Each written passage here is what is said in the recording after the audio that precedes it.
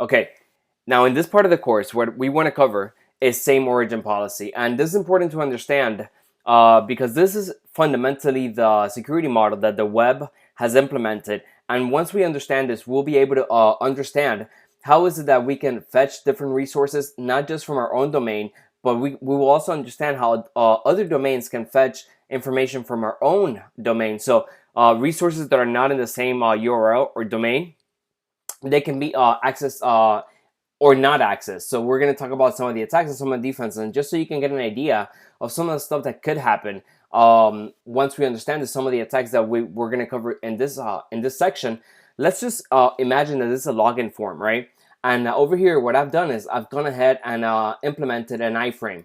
So imagine that this iframe, so that some site you've iframed, and then an attacker, what they've done is that they've taken you maybe to a website that looks just like the bank website that you used to log in into, right?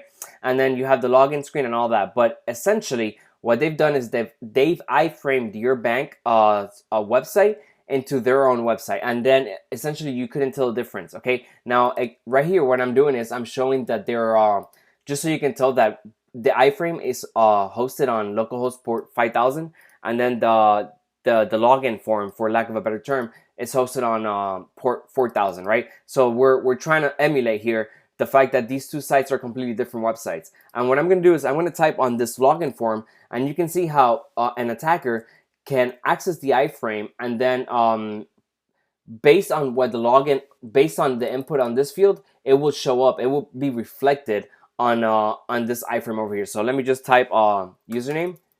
And then, as you can see, the attacker could be getting this information as we type it in. So again, this is something that's that could be very dangerous, and we're going to talk about some of the attacks to mitigate against this. For example, I'll show you really quick how we can actually decide that our site, we never want it to be able to be iframed. So before we talked about a defense that how we can defend based on cookies and same site origin. So setting that as a header was one of the ways that we can mitigate against the attacks that are session hacking attacks.